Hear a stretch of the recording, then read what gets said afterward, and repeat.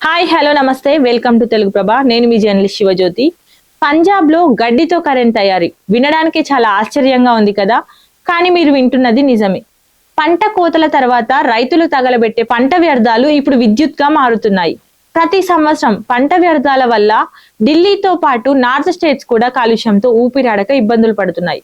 ప్రభుత్వం ఎన్ని సూచనలు చేసినా సపోర్ట్ లేక రైతులు వాటికి నిప్పు పెట్టడం తప్ప మరో మార్గం కనిపించడం లేదు. అయితే పంజాబ్ ఫతేగఢ్ జిల్లాలోని గణేష్ ఎడిబుల్స్ ప్రైవేట్ లిమిటెడ్ అనే ఓ సంస్థ పొల్యూషన్ కు పరిష్కారం చూపుతుంది. ఆ ఫ్యాక్టరీ పంటల వ్యర్థాలను ఇంధనంలో ఉపయోగించి విద్యుత్ ఉత్పత్తి చేస్తుంది. అక్కడ ఉత్పత్తి చేసిన కరెంట్ ను ఫ్యాక్టరీ నడిపించడానికి ఉపయోగిస్తున్నారు. అంటే గడ్డితో కరెంట్ ఉత్పత్తి చేస్తున్నారని చెప్పాలి. ఫ్యాక్టరీ ఎండి హన్స్రాజ్ గర్జ్ ఏం చెప్తున్నారంటే, పంట వ్యర్థాలు ఒక రకమైన చౌకైన ఇంధనం. దీని ప్రాధాన్యత చాలా మందికి తెలియదు. ఈ వ్యర్థాలన్నీ బాయిలర్ లో వేస్తాం. ఆ బాయిలర్ నుంచి వచ్చే నీటి ఆవిరి ద్వారా విద్యుత్ ఉత్పత్తి చేస్తున్నట్లు తను చెప్పారు. ఆ విద్యుత్తో తమ ఫ్యాక్టరీని నడిపిస్తున్నట్లు చెప్పారు. ఈ విధానం వల్ల పొల్యూషన్ తగ్గటమే కాకుండా రైతులకు అదనపు ఆదాయం వస్తుంది.